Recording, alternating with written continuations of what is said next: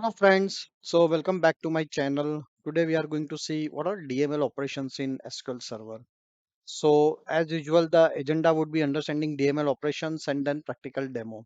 So let us first understand DML operations. So DML operation is nothing but if you have seen my earlier videos, then you have we have worked with database and we have created table and so on. So but after creating a table, what ahead?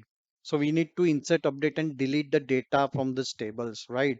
So that's where these three commands comes into the picture, and they are called as the DML operations, right? Insert is used to insert the data, update is used to update an existing data, and delete is also used for deleting the existing data.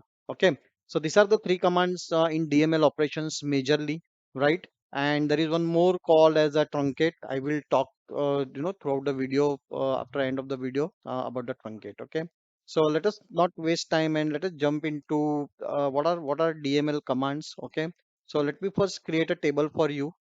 uh, I have created a table. Okay, sorry. I have created this table department with the two columns, department ID and department name. Okay, so let us start with insert command.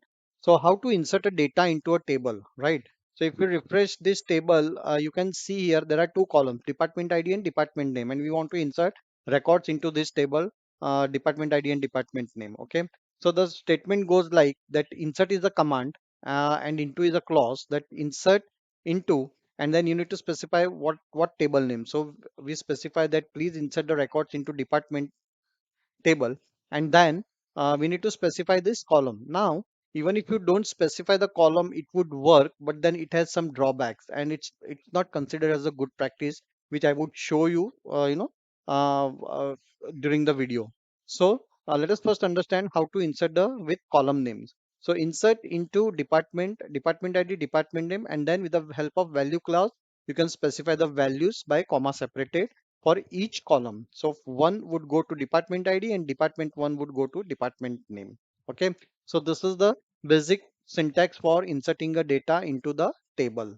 Okay. So let me execute this, and you can see here one row affected. Similarly, I'm executing the second row also, and you can see one row affected. And if I query this table, so you can see here department ID and department name. Okay, department 1, department 2. Okay, now this is the way you can insert one by one. There is also another way. If you want to insert so many rows at a time, you can do that.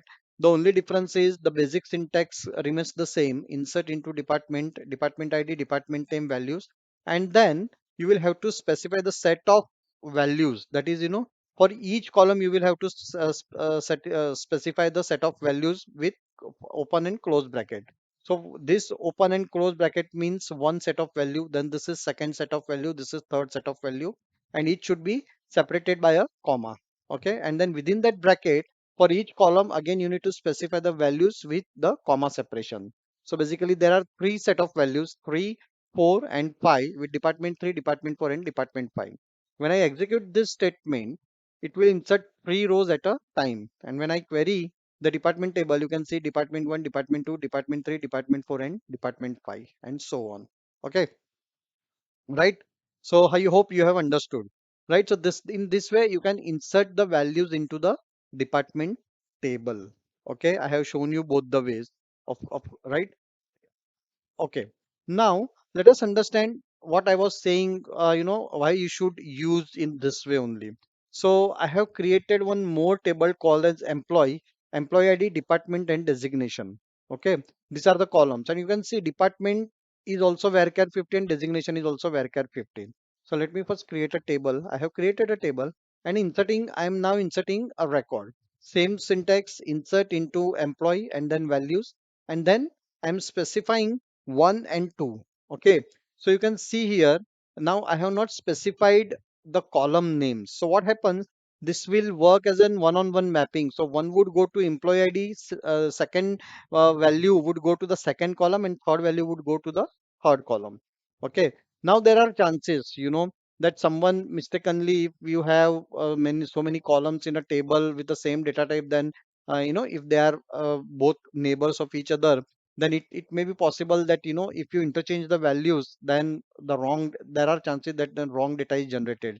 Like I have shown here in my first insert statement, I am specifying the correct department for department and a designation for designation, but mistakenly I have interchanged the values, right? So instead of sending manager to the designation, I am sending manager to the department, right? Actually, the manager should be here in IT and IT should be here in manager. Okay, so let us insert these values here, and you can see the values it will not error out. Okay, and if I query this table, you can see the department contains the rows values as sales and manager. Ideally, this should be interchanged. So this can happen, right? And whereas in this case, even you interchange the column and you appropriately then interchange the values, the right value would go to the right column. Okay. Now, this is the one first problem. Second problem is that if you don't specify column and someone down the line, when new features are added, if he or she adds one more column to the same table. So here what I'm doing, apart from employee ID, department and designation, I'm adding one more column called as a salary. Okay, I'm altering this table, and now you can see here if I query this table, there is one extra column which is generated as null, and I'm again, see your insert statement in an application is written in the same way, right? But you have added one more column.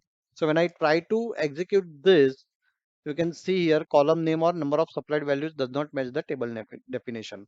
So this way, actually, your application might break. Okay, it would not might, it would break. Okay, and hence it is always a good practice that you specify the column names while inserting the values into the table. Okay, hope you have understood, guys. So this was an insert statement. Let us move on to the update statement. So now we have already certain values into department table. Department 1, department 2, 3, 4, and 5. Okay, so what I'm doing, I'm updating these values. So syntax goes like that, that you need to, here you were specifying insert, here we are specifying update, right? That is update the data for in which table. So you specify that, okay, in my department table, what you want to set. So you say set is the command or the clause through which your values would get changed for that column, whatever you specify, right? So update, this is the table name, department, then set command, and I'm specifying please set my department name is equal to second department. So until here, it's only we are saying that, okay, please, actually set the department name to second department. But if we actually execute this, then it will, alter this department name to second department for all the records. And hence we are using the filter clause and we are specifying that only change the department name, DPT name as second department for the department table where my department ID is equal to 2. So now we have added this filter clause. So which means what? Only the record with second DPT ID would get changed. Okay, let me execute this. Now if you query the table, we can see second department has been changed for the DPT ID2 because we specified here that way. Okay, right? Similarly, again third and fourth. Now this is another way of where clause, that is department, have used in clause. So in this what would happen, that within the for the department ID 3 and 4, this value would get changed for DPT name third and fourth department in the department table. Okay, so let me execute this, and when I query this table, you can see third and fourth for third and fourth row. Similarly, you can use between clause and like clause also. So between works with, like, all the values between 3 and 4. So here 3 and 4 are included. Again, I'm changing the values for 3 and 4 and saying only third department. Okay, let me execute this. And if I query this table, third and fourth, and then I'm using the like operator, which means what? In my name, DPT name, wherever 3 is specified, please change my DPT name to department on third floor. So again, the statement, the syntax remains the same. That is update, department, that is table name, then set and DPT name. Okay. So I'm specifying this. And again, 2 rows got changed. And you can see now department on the third floor. Got the point? So this is the update. Now it is not necessary that you can update only single column. With the comma separated, if you have multiple columns, you can always update multiple columns as well, right? But don't forget to specify the filter clause wherever necessary. Otherwise, it will update the value for that column for the whole table if you don't specify the filter clause. Okay. Now let us move on to delete. Again, it is the very similar. Here we write a delete command and then we say from clause, right? Because we want to delete from where. So we specify department name. So please delete from department. This is my table name. And again, we specify the department ID. So here also, if I execute this command, right, then all the records would be deleted. But I'm specifying the filter clause, which means what? My record number 1 and 5th only would be deleted. Okay, so I'm executing this command. You can see two rows deleted, and if I query this, you can see first and fifth rows are removed. So even delete works in the same way, right? Delete from department and then where clause, right? Sometimes it happens that you will have to, remove all the records from the table. Now, if there are, number of records, right, like huge number of records, then delete operation might perform little bit slow. So in that case, if you're sure that you want to remove everything from the table, then you can use the statement truncate table department. Okay, so this will actually wipe out everything from that table. Okay, and there are a lot other difference also between delete and truncate. With the truncate, you cannot specify the where clause. With delete, you can specify the where clause, and there are performance related also a lot of differences between delete and truncate. But this is just to show you that if you want to wipe out everything from the table, just fire this statement, that is truncate table and then our table name. And when I execute this command completed successfully, if I try to query this table, you can see nothing is there and everything has been wiped out, deleted, right? So yeah, this was related to three basic clause, insert, update, and delete, which are called as a DML operations. Okay, to insert, update, and delete the data into the table. Hope you have liked this, guys, and have understood. Do as much as practice as you can do for this three statement, because if you are developing your career for as a database guy, then day in and out, you will have to use this commands insert, update, and delete.